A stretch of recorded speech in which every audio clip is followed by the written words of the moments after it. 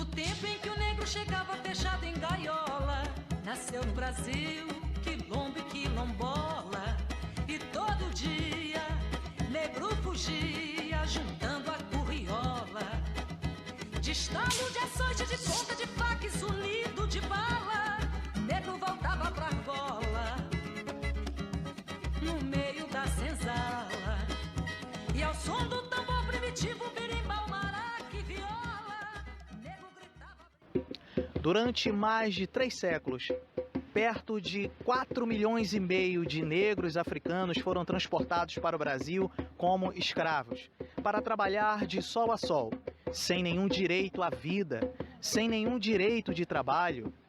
Os negros africanos sofreram bastante em terras brasileiras. Porém, os tempos passaram e a tão sonhada liberdade chegou. Mas será que chegou mesmo? A partir de agora, vem com a gente conhecer a história dos quilombos.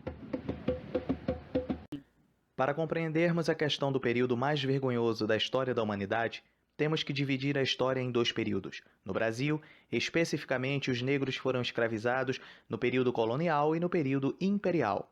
Em 1850, a Lei Eusébio de Queiroz proíbe a chegada de embarcações negreiras no Brasil. Em sentido prático, essa medida acabou sendo vista como a primeira lei abolicionista oficializada em território brasileiro. Apesar de tal conquista, o tráfico interno de escravos ainda fez com que muitas das lavouras do país fossem sustentadas pela força de trabalho dos escravos. Ano de 1871. A Lei do Ventre Livre estipulava que todos os filhos de escravos que nascessem após a publicação daquela lei fossem considerados libertos. Entre os anos de 1871 e 1885, integrantes das classes médias urbanas passaram a se organizar em favor do fim definitivo da escravidão. Em 1888, por exemplo, é criada a Sociedade Brasileira contra a Escravidão e também a Confederação Abolicionista. Ambas ganhavam cada vez mais forças e adeptos em todo o território nacional. Todos lutando por uma só causa, o fim da escravidão.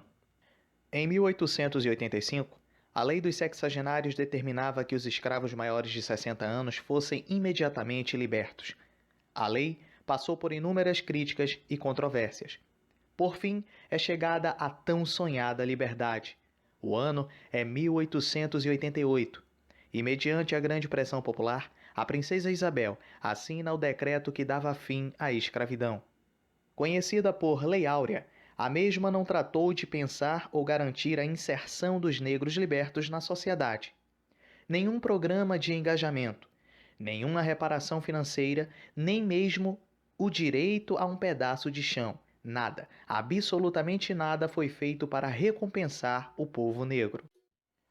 Palmares foi o berço de grandes quilombos existentes no Brasil, e foi aqui que grandes líderes negros fizeram história, lutando por seu povo e almejando sempre a tão sonhada liberdade.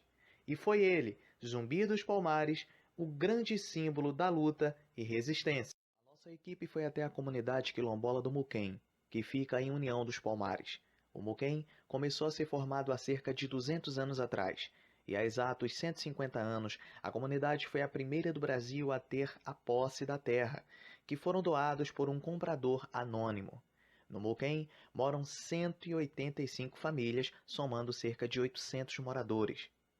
Passamos um dia inteiro conversando e colhendo depoimento de seus moradores. Observamos de perto o cotidiano de um povo simples e acolhedor.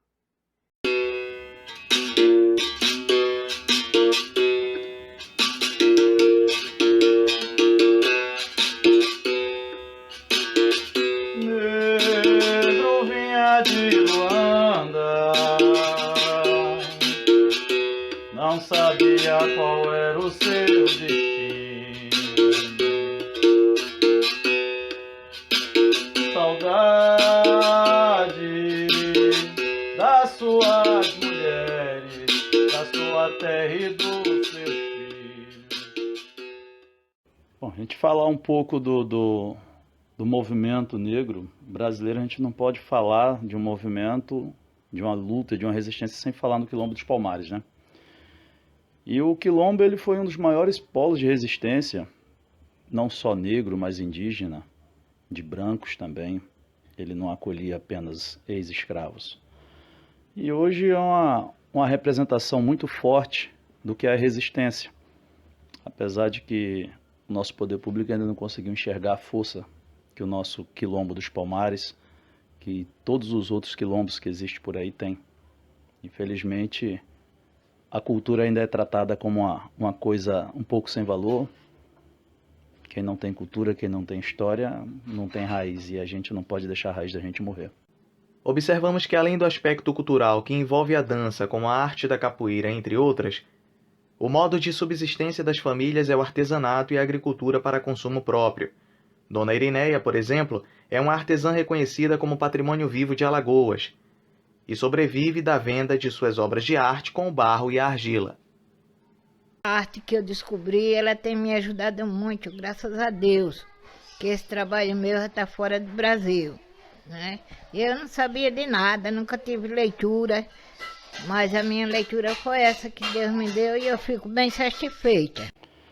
Meu avô, Antônio Pessoa, que Deus o tenha, de bom conselho, que na época eles moravam muito afastados da cidade, e o comércio era a moeda, não existia dinheiro, eles usavam como mercadoria. E era como era feito nos quilombos e em muitas aldeias. Eu tenho feijão, troco por arroz, eu tenho peixe, troco por carne. Então não existia um valor, uma moeda. Quer dizer, eu produzia um produto e trocava com você por outro que eu não tinha. E quando a gente vai falar do Quilombo dos Palmares, passou um bom tempo as cidades comprando material do Quilombo. O Quilombo ele foi forte porque os negros já utilizavam a questão da siderurgia, eles já tinham domínio. Então muita coisa que saía do Quilombo era comercializado para os próprios fazendeiros. Seja no artesanato, na agricultura ou no corte de cana-de-açúcar, deixamos o Quilombo Muquem, certos de que ainda há muito por ser feito por este povo, que se apega na fé e em seu amor pelo Quilombo, na esperança de viver dias melhores.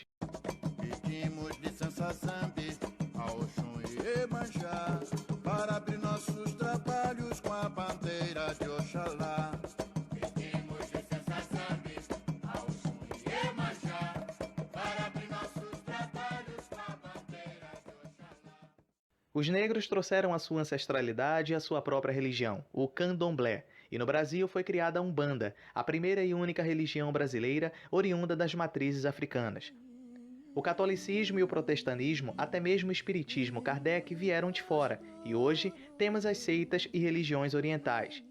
Mas por que a perseguição e o preconceito contra as religiões de matrizes africanas ainda existe no Brasil? O artigo 5º da Constituição Federal de 1988 concede à pessoa a liberdade de crença, estabelecendo textualmente que é inviolável a liberdade de consciência e de crença, sendo assegurado o livre exercício dos cultos religiosos e garantia na forma da lei. O Império do Brasil manteve o catolicismo como religião oficial, até ser extinto com a proclamação da República em 1891, quando o Brasil passou a ser classificado como um país laico. Na África se cultua orixás separados. O Brasil teve esse poder de fazer os orixás ficarem em harmonia. Juntou todos os orixás e aí foi quando nasceu o candomblé. O candomblé é essa união de orixás, tudo dentro de um terreiro. Fui vítima de uma perseguição há 2 anos atrás, né? Eu fui para o ritual na casa de meu irmão de santo e ao chegar lá, né, alguns irmãos já haviam falado que houve uma discussão com alguns evangélicos. Só que eu já cheguei no fim do ritual, então eu só fiz entrar, né, no terreiro e sentei de costas para a rua. Foi muito rápido, né? Então eu já senti o impacto, eu já fiquei totalmente paralisada e senti as dores nas costas. Foi quando eu gritei e pedi para o meu irmão me segurar que eu ia cair. Eu fui alvejada com um tiro de 12, de espingarda 12. Então, foi um momento muito dramático, né? E até hoje me persegue totalmente. E na hora eu fui socorrida às pressas, né? Para o mini pronto-socorro aqui do Benedito Bentes. Os meus irmãos me socorreram e de lá eu fui transferida para o HGE, que passei 6 dias. Fiz drenagem de tórax, né? Foram vários perfurações nas costas. E depois de quase um ano eu fui retirar alguns estilhaços do meu corpo, do tórax, e ainda tenho, que não posso retirar devido ao local.